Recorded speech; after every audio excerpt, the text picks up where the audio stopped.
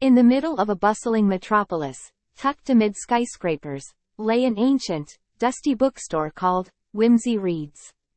The store had been in the same family for centuries, but it had fallen into ruin over the years. Its aged sign and cracked glass panes contrasted sharply with the contemporary world beyond. Emily, the current owner, was the last in her family to carry on the Whimsy Reads history. She'd grown up surrounded by dusty bookcases, captivated by the stories that surrounded her.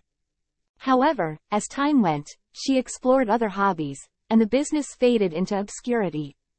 Emily got a letter from her late grandmother's attorney one day. Her grandmother had given the bookstore to her in her estate. Emily was taken aback. She hadn't been to Whimsy Reads in years. She remembered her grandmother's fondness for the business and the stories it carried, but she felt it was obsolete in the digital era. Emily's curiosity got the best of her, and she decided to go to the bookshop.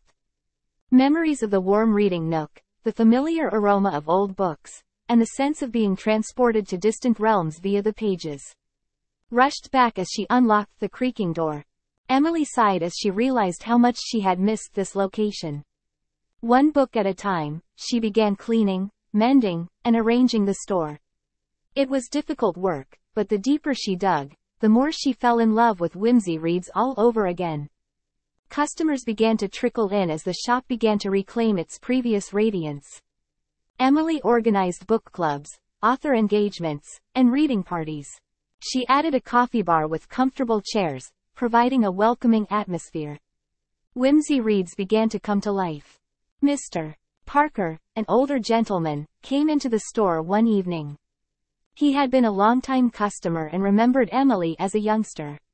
He told how Whimsy Reads had been a refuge for him during tough times and how it had played an important part in his life. Mr. Parker's statements impacted Emily profoundly. Whimsy Reads was more than a bookstore to her. It was a place that had impacted the lives of many individuals. She made the decision to completely embrace her ancestry and carry on her family's tradition.